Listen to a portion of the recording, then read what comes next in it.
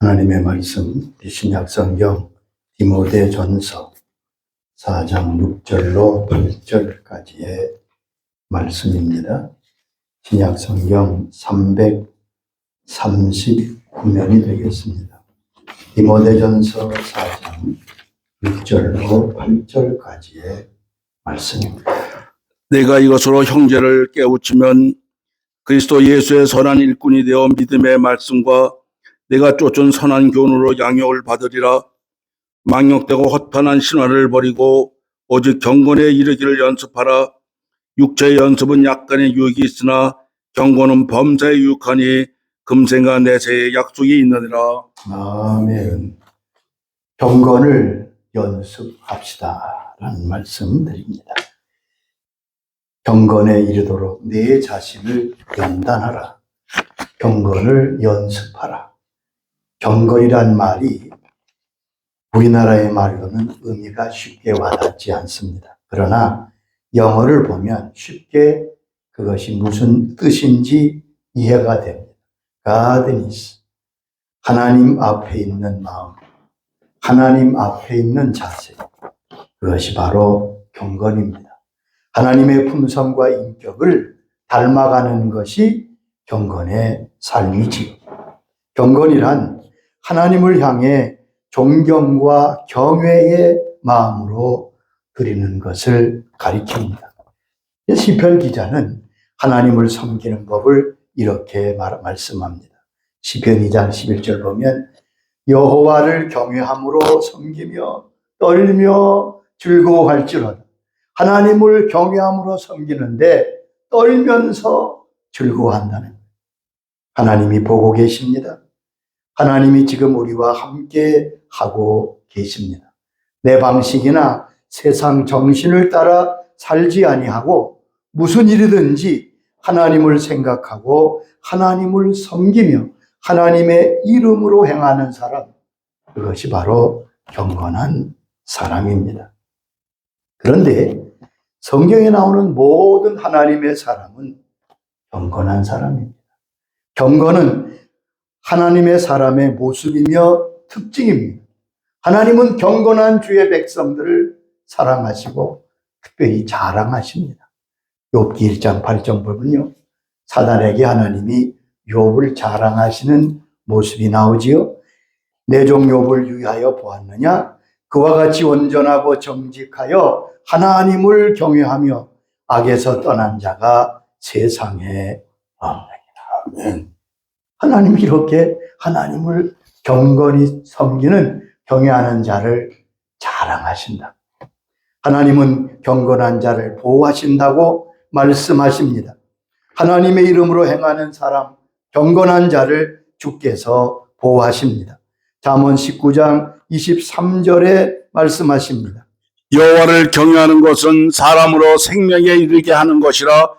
경외하는 자는 족하게 지내고 재앙을 당하지 아니하느니라. 여호와를 경외하는 사람은 생명에 이르는데 족하게 지내고 재앙을 만나지 않는다고요. 잠언 14장 27절에도 말씀했습니다. 여호와를 경외하는 것은 생명의 세민이 사망의 그늘에서 벗어나게 하느니라. 생명의 세미로 사망의 그늘에서 벗어나게 한다고요. 베드로전서 2장 9절 보면 하나님은 경건한 자를 시험에서 건지신다고 말씀했습니다. 뿐만 아니라 하나님은 경건한 자를 형통케 하십니다. 하나님의 사람을 하나님이 형통케 하십니다. 하나님의 사람 요셉은 경건한 삶을 살았습니다. 보디발이 유혹할 때 그는 어떻게 대답합니까? 내가 어찌 큰 악을 행하여 하나님께 죄를 지으리까?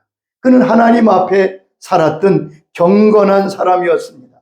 근데 성경에 보면 하나님이 요셉을 형통하게 하셨습니다. 아멘. 보디발의 집을 형통하게 하셨지요. 창세기 39장 5절 보면 여호와께서 요셉을 위하여 그 애굽 사람의 집에 복을 내리셨다고요. 보디발이 하나님께 복을 받을 일이 뭐가 있겠습니까? 그런데 하나님께서 요셉을 형통케 하셔서 그가 구하는 곳이 복된 곳이 되게 하신 거죠. 잠언 22장 4절에도 말씀하십니다. 겸손과 여호와를 경외함의 보상은 재물과 영광과 생명이니라. 재물과 영광과 생명, 하나님을 경외하는 자에게 주시는 축복입니다. 전도서 8장 12절에도 내가 아노니 하나님을 경외하며 그를 경외하는 자는 잘 될 것이라고 말씀하고 있음을 알 수 있습니다. 뿐만 아니라 하나님은 경건한 자를 택하여 세우십니다. 시편 4장 3절에 말씀하십니다. 여호와께서 자기를 위하여 경건한 자를 택하신 줄 너희가 알지어다. 하나님이 경건한 자를 택하십니다. 하나님은 부모와 형제까지도 외면하고 주목하지 않았던 다윗을 세워서 하나님의 뜻을 이루는 귀한 사람으로 만드셨습니다. 하나님은 오늘도 경건한 자를 택하여 세우십니다. 성경에 보면 하나님을 경외하는 자, 경건한 자는 항상 복되게 하신다고 약속하셨습니다. 신명기 6장 24절에 하신 말씀입니다. 여호와께서 우리에게 그 모든 길을 지키라 명령하셨으니 이는 우리가 우리 하나님 여호와를 경외하여 항상 복을 누리게 하기 위하심이며 또 여호와께서 우리를 오늘과 같이 살게 하려 하심이라. 여기 보면 우리가 하나님을 경외하며 항상 복을 누리게 하신다고 말씀했습니다. 하나님을 경외하는 경건한 자만 복을 받는 게 아니라 그 후손도 복을 주신다고 약속하십니다. 예레미야 32장 38절 이하의 말씀입니다. 내가 그들에게 한 마음과 한 길을 주어 자기들과 자기 후손의 복을 위하여 항상 나를 경외케 하고 내가 그들에게 복을 주게 하여 그들을 떠나지 아니하리라. 하나님께서 항상 자기들과 자기의 후손의 복을 위하여 항상 하나님을 경외하게 한다고 아멘. 말씀했습니다. 하나님을 경외하고 경건하게 사는 하나님의 사람뿐 아니라 그의 후손도 경건한 축복의 은혜를 받겠다는 말씀입니다. 32장 41절 보면 내가 기쁨으로 그들에게 복을 주되, 내가 기쁨으로 그들에게 복을 준다고. 경건한 자에게 하나님께서 복을 주실 때 그냥 주시는 게 아니라 내가 기쁨으로 저들에게 복을 주신다고 말씀했습니다. 경건한 사람, 하나님을 경외하는 사람은 다른 사람을 복되게 합니다. 경건함은 엄청난 가치가 있습니다. 오늘 본문 8절에 뭐라고 했습니까? 육체의 연단은 약간 유익이 있으나 경건은 범사에 유익하니 금생과 내생에 약속이 있다고 말씀했습니다. 신체적인 연단 유익하지요. 그러나 잠시 이 땅에 사는 동안까지만 유효합니다. 그런데 경건은 영원한 천국에까지, 영원한 천국에까지 이어지는 은총이라고 말씀하고 있음을 알 수 있습니다. 자, 그런데 이 귀한 경건이 쉽게 이루어지지 않는다는 사실입니다. 오늘 본문은 이 경건을 연습해라, 자신을 연단하라 말씀했습니다. 경건은 생각으로 되지 않습니다. 경건은 온몸으로 익혀야 합니다. 생각과 감성과 의지, 생활 습관까지 내 경건이 완전히 젖어들어야 합니다. 그래서 경건을 연습하라고 말씀하고 있습니다. 연습함으로 경건한 사람이 된다는 말씀입니다. 경건한 사람으로 태어난 사람은 아무도 없습니다. 본래 그 사람은 경건하다. 아니요. 성경은 그렇게 말씀하고 있지 않습니다. 그가 경건한 사람이라면 경건의 연습을 했던 사람입니다. 연습이란 무엇입니까? 다른 말로 훈련이란 무엇입니까? 생각에 있던 것을 행동으로 옮기고 내 생활 속으로 옮기는 것이 연습이고 훈련입니다. 여러분, 연습과 훈련을 통해서 그것이 내 것이 됩니다. 연습과 훈련을 통해서 나는 그런 사람이 되는 것입니다. 새벽 기도가 쉬워 보입니까? 수년의 훈련이 있어야 아주 자연스럽고 복되게 할 수 있는 것입니다. 경건을 연습하라 합니다. 연습의 가장 중요한 것이 무엇입니까? 반복이지요. 반복. 똑같은 것을 반복하는 것입니다. 같은 것을 계속 또 하고 또 하고 반복하는 것. 그것이 연습이며 훈련입니다. 그것이 내 일부분이 될 때까지 계속 참으로 지루할 정도로 반복하는 것. 그것이 연습이며 훈련입니다. 아멘. 그럴 때 그것이 내 것이 됩니다. 아는 것, 생각하는 그것이 내 것이 아닙니다. 기도의 훈련, 말씀의 훈련, 예배의 훈련, 구제와 전도의 훈련, 꾸준히 우리가 반복해야 할 것입니다. 또 하나 연습에 필요한 게 뭐지요? 인내하는 거지. 절제하는 것입니다. 내가 하고 싶은 걸 다 하면서 훈련할 수는 없습니다. 인내와 절제를 통해서 경건에 이르게 되는 것입니다. 경건은 훈련입니다. 경건은 연습입니다. 이렇게 말씀하십니다. 그렇기 때문에 무엇인지 너무 쉽게 이루려고 생각하지 마시기 바랍니다. 아멘. 우리가 경건의 사람이 되기로 목표를 세우고 주님 나라 갈 때까지 계속 경건을 연습해야 할 것입니다. 나는 평생 예수 잘 믿었으니까. 아니요. 바울이 뭐라고 고백하지요? 나는 잡은 줄로 여기지 아니하고 앞에 있는 표대를 향하여 달려간다고. 여러분, 사도 바울도 마지막까지 연단하고 훈련하고 연습했다면 하물며 우리야 말해 무엇하겠습니까? 생각이야 쉽지만 그것이 내 것이 되고 내 성품이 되는 데는 훈련과 연습이 필요합니다. 아멘. 여러분, 경건의 연습을 일평생 하시기로 결심하시기 바랍니다. 반복하는 것입니다. 습관화하는 것입니다. 그래서 기어이 그것이 내 것이 되는 것입니다.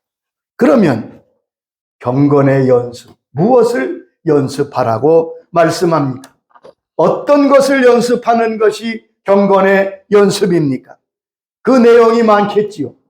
경건의 훈련의 내용이 무엇인지 야고보서는 분명하게 우리에게 가르쳐 주십니다.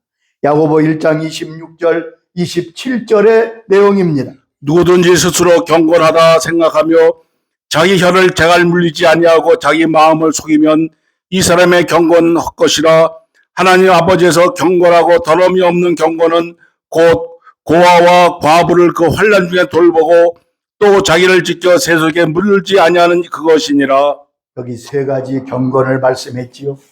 그 세 가지를 계속 잘 훈련해라. 첫째는 혀를 조심하는 것.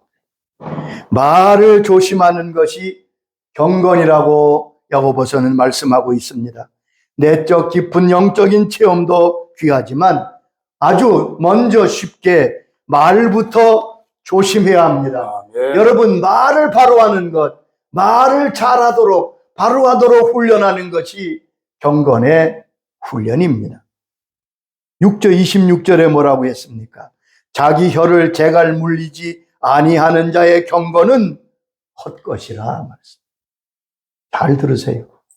우리가 다른 믿음 생활을 잘하는 것 같아도 그 입술을 제어하여 입술이 복되지 못한 사람, 경건한 사람이 아니다. 그렇게 분명히 말씀하고 있습니다. 아멘. 성경은 우리의 말에는 우리가 죽고 사는 권세가 있다고 말씀합니다.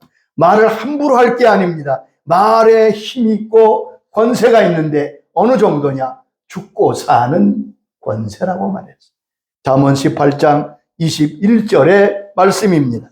죽고 사는 것이 혀의 힘에 달렸나니 혀를 쓰기 좋아하는 자는 혀의 열매를 먹으리라. 죽고 사는 권세가 어디에 달렸다고요? 우리의 혀에 달렸다. 아멘. 이걸 유념해 들으세요. 우리의 말은 하나님이 들으십니다. 그리고 하나님이 말씀하십니다. 민수기 14장 28절에 하나님이 이런 말씀을 하셨습니다. 너희 말이 내 귀에 들린 대로 내가 너희에게 행하리니. 하나님이 백성이 가신 말, 너희 말이 내 귀에 들린 대로 내가 그대로 행하겠다. 이 말씀의 배경이 무엇이지요? 가나안 정탐 12정탐꾼이 돌아와 보고할 때 10정탐꾼의 믿음이 없고 아주 악평하는 보고를 보고 이스라엘 백성은 밤새 울면서 하나님께 원망합니다. 어찌하여 우리를 그 땅으로 인도하여 들어 죽게 하는고. 이 광야에서 다 죽었으면 좋았을 뻔했다. 그때 백성들이 외친 말이 차라리 광야에서 다 죽었으면 좋겠다.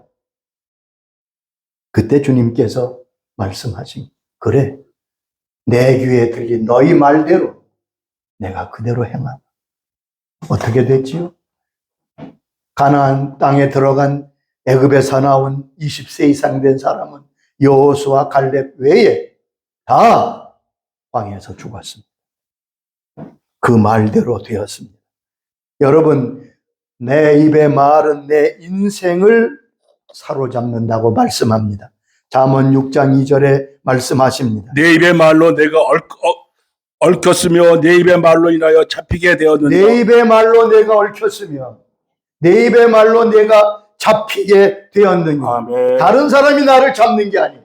내 말이 나를 잡는다고. 그러므로 함부로 말하는 사람은 경건한 사람이 아니에요. 경건의 훈련은 먼 데 있지 않습니다. 어려운 데 있지 않습니다. 내 혀를 자갈 먹이며 말을 조심하는 데 있습니다. 야고보 3장 2절 보면 온전한 사람의 정의를 이렇게 말씀합니다. 우리가 다 실수가 많지만 말에 실수가 없으면 온전한 사람이라. 성경은 온전한 사람의 기준을 그 말에다 두고 있습니다. 말은 마치 불과 같다고 했습니다. 작은 성냥불이 온 산을 불태우잖아요. 야고보 3장 6절에 말씀합니다. 혀는 곧 불이요 불의 세계라. 혀는 우리 지중에서 온몸을 더럽히고 삶의 수레바퀴를 불사르나니 그 사르는 것이 지옥불에서 나느니라. 말이 마치 온 인생을 불태우는 지옥불과 같다고 말씀합니다. 그러므로 적어도 우리는 말할 때마다 사전에 몇 가지를 기억하며 말해야 할 것입니다.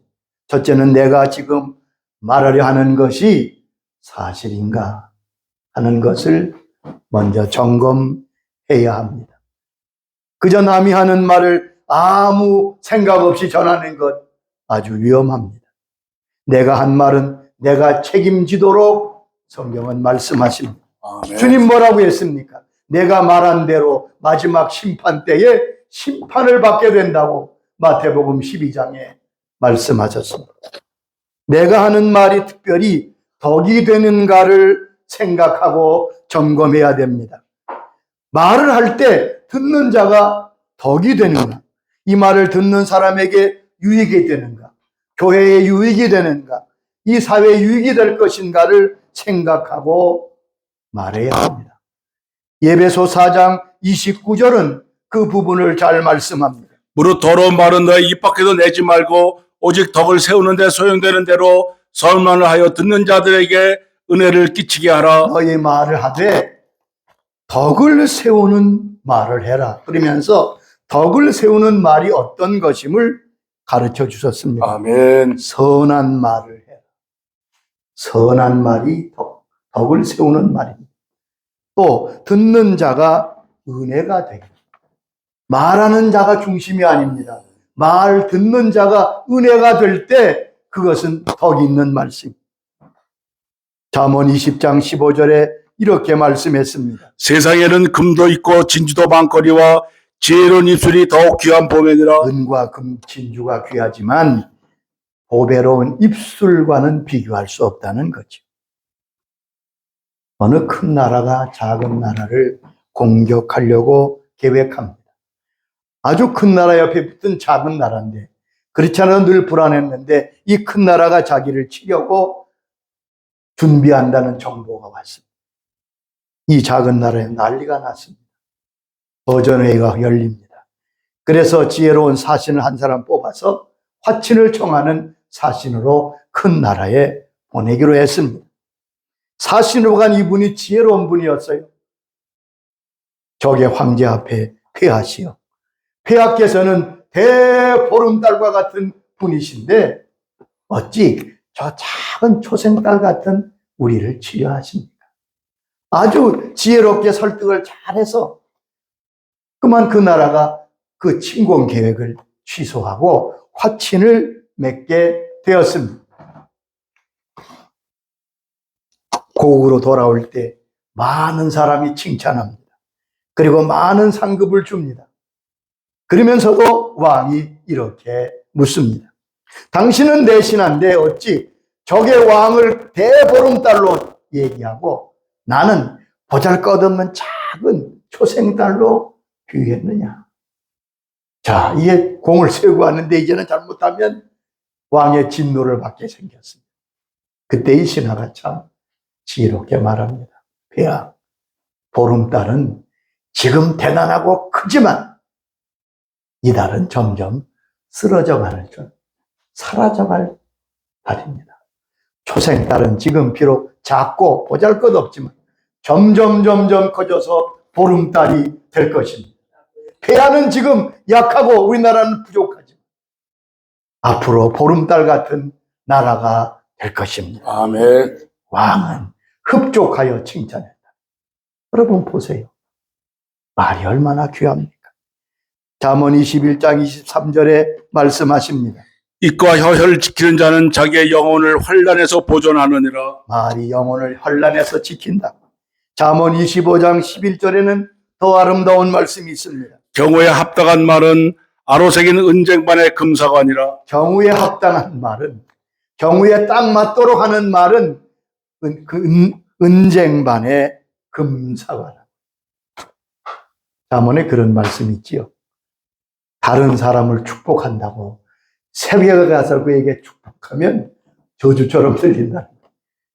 내가 당신을 축복합니다. 그때에 맞게 해야지. 새벽에 깨지도 않은 데 가서 축복하면 축복이 아니라 저주처럼 들린다. 그렇습니다. 하나님께서 우리에게 우리의 말을 지혜롭게 잘 할 수 있는, 그래서 입술에 경건한 자가 되도록 연습하는, 훈련받는 경건의 사람이 될 수 있기를 바랍니다. 아멘. 두 번째는 고아와 과부를 그 환난 중에 돌아보는 것이 참된 경건이라고 야고보서는 말씀하고 있습니다. 불쌍한 자를 돌보고 긍휼히 여겨라. 그것이 경건이다. 구약 성경에 보면 고아와 과부는 구제의 대상이며 긍휼히 여길 자의 대명사입니다. 이 말씀은 이와 같이 불쌍히 여기라는 말씀입니다. 고아와 과부를 돌아보라. 그들을 긍휼히 여기라. 그것이 바로 경건이라고 말씀하고 있습니다. 시편 146장 9절 보면 여호와께서는 나그네를 보호하시며 고아와 과부를 붙드시는 분이라고 말씀했습니다. 여러분, 이 말씀은 그런 뜻입니다.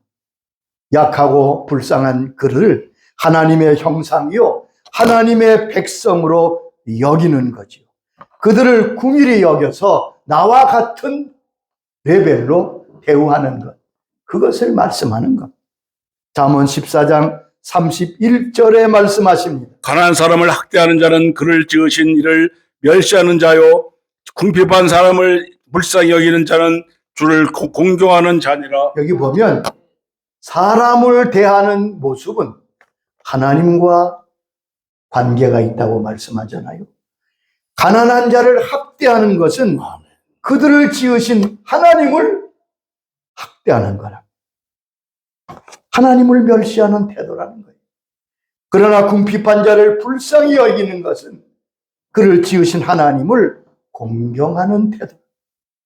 지위를 보고 돈을 보고 사람을 대하는 것은 경건한 사람의 모습이 아닙니다. 오직 하나님이 지으신 사람으로 여기고 나와 같이 불쌍히 여기는 것, 내 몸과 같이 대하는 것, 그것이 참 경건이라고 말씀하고 있습니다. 아멘. 하나님의 형상된 사람을 바른 인간관계로 바라보고 긍휼히 여기고 또한 겸손히 대하는 것, 그것이 참된 경건이라고 말씀합니다. 세 번째, 우리가 훈련해야 될 경건의 내용은 자기를 지켜 세속에 물들지 아니하는 것이 경건이라고 말씀합니다. 우리가 해야 될 경건의 훈련이 어떤 것이라고요? 내 자신을 지켜 세속에 물들지 않게 하는 거라. 내 자신을 지켜 새 속에 물들지 않는 것. 그것이 경건입니다. 우리가 세상 속에 삽니다. 그러나 세상이 우리 속에 들어오면 안 됩니다. 새 속에 물들지 않는다는 것을 아주 가장 쉽게 이해하는 예는 바다의 물고기를 보면 합니다. 여러분 생선을 보세요. 생선은 짠 바다 속에 삽니다. 바닷물을 먹고 삽니다. 근데 생선을 잡아 여러분 잡숴보세요. 생선이 짭니까? 전혀 짜지 않습니다. 이상하잖아요. 바닷속에 살고 바닷물을 평생 먹으며 살았는데 그 생선은 짜지 않습니다. 왜요? 소금에 물들지 않았기 때문입니다. 왜 물지 않았을까요? 살아있기 때문에. 살아있는 생선은, 살아있는 물고는 전혀 소금물에 물들지 않습니다. 이와 같은 거예요. 우리가 세상에 삽니다. 그러나 세상에 물들지 않습니다. 세상과 같아지는 것을 세속화라고 합니다. 여러분, 세상에 물드는 것을 세속화라고 하고 그 세속에 물들지 않는 것이 경건이라고 말씀합니다. 성경은 이렇게 말씀입니다. 우리가 세상과 짝하고 세상에 물들면 하나님의 원수가 된다는 사실을 기억해야 됩니다. 야고보 4장 4절에 이렇게 말씀하십니다. 가늠 자녀인들아 이 세상과 벗된 것이 하나님과 원수됨을 알지 못하느냐. 그런즉 누구든지 세상과 벗이 되고자 하는 자는 스스로 하나님과 원수되는 것이니라. 여러분, 우리가 세상을 닮고 세상화되는 것은 단순히 세속에 물드는 게 아니에요. 그것은 하나님과 원수가 되는 거예요. 아멘. 여러분 말씀을 잘 기억해야 됩니다. 저 세상을 좀 따라가고 세상과 함께 발맞추는 거 그게 큰 문제겠네. 문제요? 그게 하나님과 원수가 되는 거라고 말씀하고 있습니다. 세속에 물들지 아니하여 경건한 사람입니다. 창세기 6장 보면 노아 시대는 모든 사람이 만물이 죄로 꽉 찼습니다. 죄가 완전히 그 세계와 사람을 꽉 차게 그런 때에 노아는 세속에 물들지 않고 믿음을 지켰다고 말씀했습니다. 여러분, 경건을 지키는 것이 무엇보다 중요합니다. 세속에 물들지 않기를 바랍니다. 요한에슬레는 경건 생활을 위해서, 경건의 연단과 훈련을 위해서 언제나 자기 자신에게 7가지 질문을 했다고 합니다. 우리도 이런 질문을 하면서 경건의 연습을 해야 될 것입니다. 첫째, 나는 항상 기도하고 있는가? 나는 항상 기도하며 기도하는 마음으로 살아가는가? 그것이 웨슬레가 자신에게 물었던 경건 훈련의 첫째 질문입니다. 여러분, 기도하는 사람은 세속에 물들지 않습니다. 아멘. 그 영이 살아서 세상을 거쳐 올라갑니다. 어린 다니엘은 어릴 때 바벨론에 잡혀갑니다. 어린 나이에 소년 때 잡혀간 것 같습니다. 그런데 그가 80세가 넘도록 다니엘이 바벨론에 살면서 다니엘이 세상에 물들지 않았습니다. 아멘. 바벨론의 우상에 물들지 않았습니다. 그 이유가 무엇? 그 비결이 무엇입니까?